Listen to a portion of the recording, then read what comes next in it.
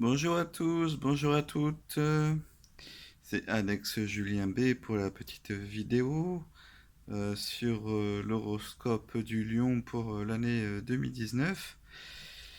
Alors,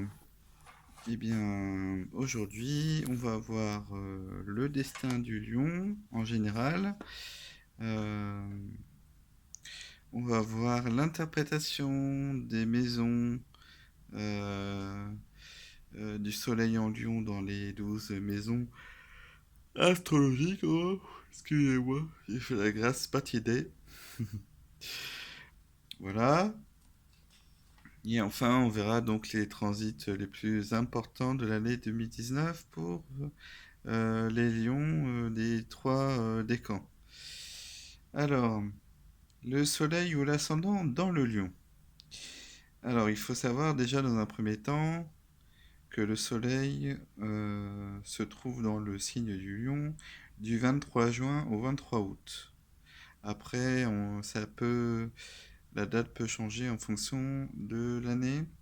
La planète gouvernante, bon, c'est plutôt un étoile. Bon, c'est plus un étoile euh, en astronomie, mais en astrologie, c'est une planète. La planète gouvernante, c'est le Soleil. La planète en détriment, c'est Saturne. La planète en chute, c'est Mercure. Alors, donc le premier décan, alors, du 23 juillet au 2 août, où l'ascendant de 0 degré à 9 degrés, il y en a un qui va se reconnaître là. Jonathan, un petit coucou. Alors, le deuxième décan du 3 au 13 août, où l'ascendant de 10 degrés à 19 degrés. Le troisième décan du 14 au 23 août, où l'ascendant de 20 degrés à 29 degrés. Donc, son destin, le lion assume tout naturellement une position d'autorité. Son standing, sa générosité font partie de son personnage. Il dépense sans compter car il aime à éblouir, à satisfaire son goût du luxe et de la beauté, à s'entourer d'œuvres d'art. Le lion gravite vers les gens importants. Il intègre avec facilité dans les milieux in, fréquente de préférence les célébrités et adore les titres. Oh mon Dieu. Sa réussite devient un véritable royaume d'où il étendra une bienveillante protection sur tous ceux qui dépendent de lui. Il a le don de savoir apprécier le meilleur côté de ceux qui travaillent pour lui, ceux qui suscitent leur zèle et leur dévouement. Une existence médiocre lui serait insupportable. En général, il se sort vite d'une situation moyenne car il attire l'argent et les postes importants et brasse de grosses affaires à moins que Saturne ne joue un rôle restrictif dans son thème natal. Donc il faut justement étudier la position de Saturne natale dans la carte du ciel de tout à chacun. Ces échecs le feront alors se retrancher dans son orgueil stérile et lui feront développer une floraison de complexes profonds. Mais en général, le lion a bien des possibilités brillantes, que ce soit sur le plan social, professionnel ou mondain. Surtout s'il a une ou plusieurs planètes dans le lion, en plus du Soleil ou de l'ascendant, sauf Saturne bien évidemment. C'est un des signes qui saura le mieux utiliser sa fortune, non seulement pour lui-même, mais pour en faire bénéficier les autres.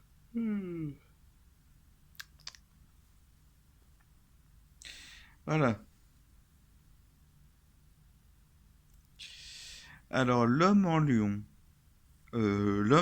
pardon. En amour, l'homme lion est le seigneur dont la chaleur et le rayonnement forcent le succès. Il ne peut vivre sans loyauté, sans lumière, sans projet grandiose. Tout naturellement, les autres plient et s'inclinent devant lui. Son orgueil instinctif lui fait tout ramener à lui-même et la modestie n'est pas sans fort.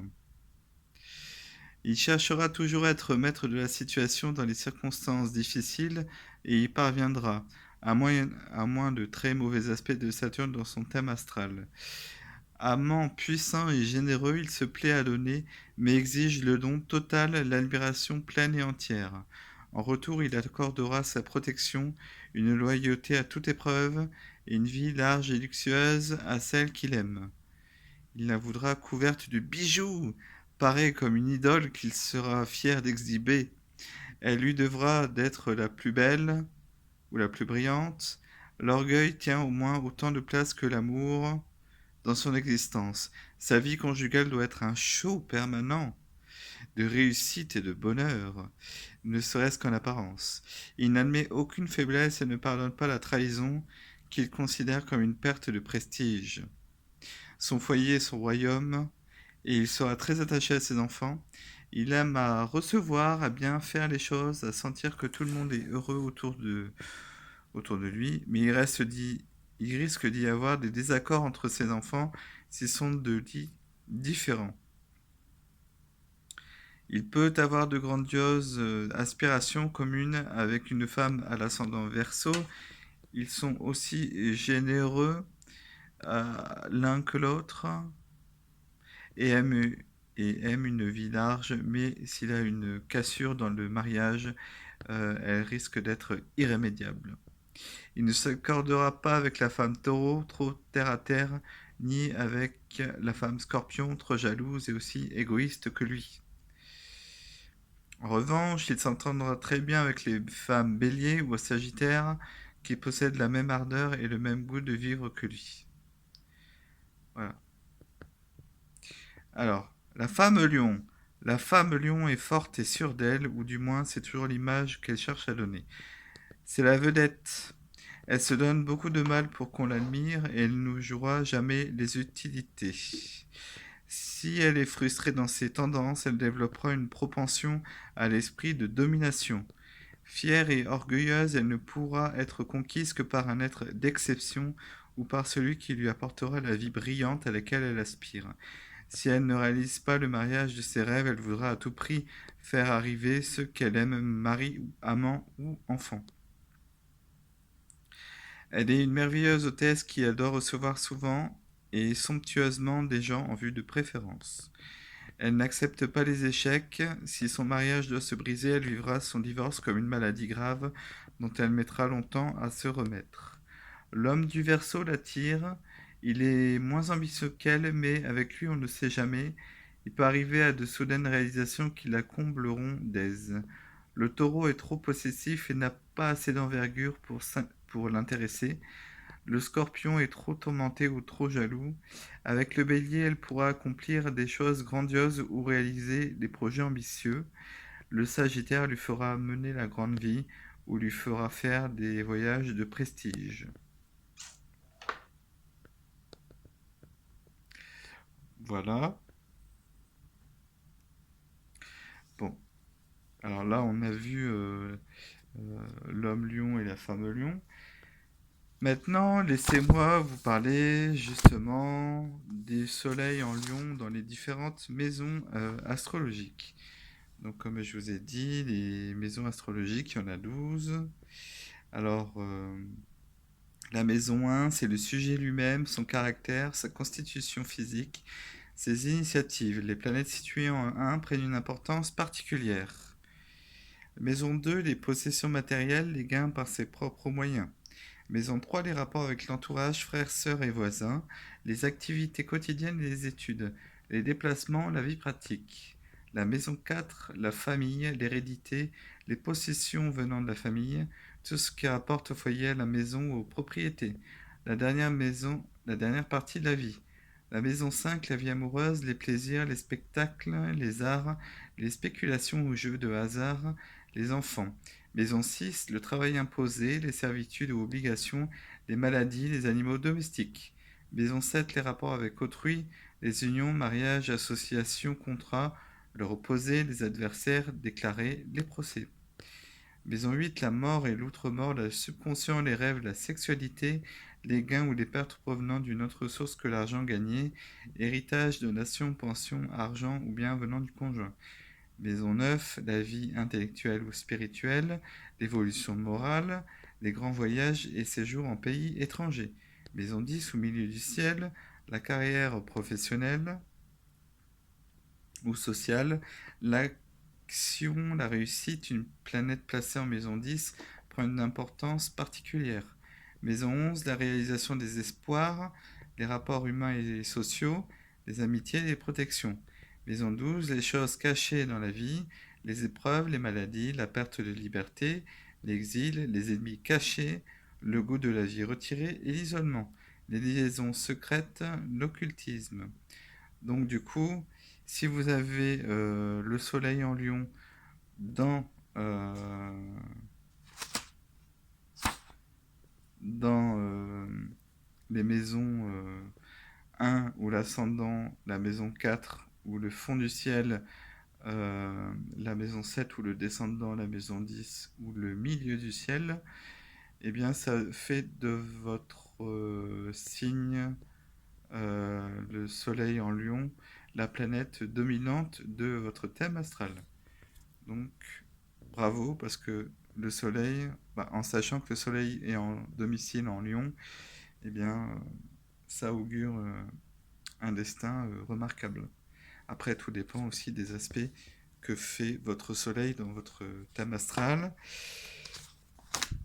Alors, donc concrètement, le soleil en lion en maison 1, personnalité attirant, à elle l'admiration et le respect, sens du beau et du bien, orgueil, sa force, sa faiblesse réside dans ses sentiments et ses attachements, situation très brillante. Ça, c'est le soleil en lion en maison 1.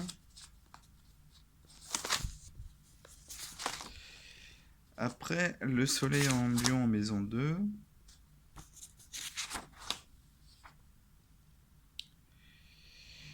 Une des meilleures positions pour la richesse, avec Vénus dans le lion, très beau mariage qui apporte des avantages sociaux et matériels. Ça c'est formidable, hein, celui ou celle qui a le soleil en lion dans la maison 2. Et ben c'est le jackpot. Le soleil en lion maison 3 recherche les relations brillantes et aime les voyages d'agrément. S'intéresse aux objets d'art, aux livres ou aux tableaux. Ensuite,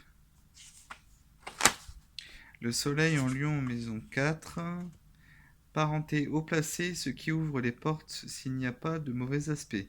Si Vénus ou Mercure sont dans le lion, célébrité tardive, en fin de vie, heureuse et bien remplie. Voilà. Soleil en lion en maison 5, ambitieux ou vaniteux en amour, le rang ou les apparences peuvent primer sur les sentiments. Grand succès auprès du sexe opposé. Bon, alors, grand succès auprès du sexe opposé ou auprès du même sexe, hein, parce que on est, comment dirais-je, gay friendly. Donc, du coup, voilà. Hein, si vous êtes un homme, vous allez avoir du succès avec les femmes, si vous êtes hétéro, ou bien avec les hommes, si vous êtes homosexuel, ou bien avec les deux, si vous êtes bi. Bon, les gens passent, hein, on est LGBT friendly, donc voilà, c'est tout le monde. Vous avez du succès, profitez-en, profitez-en.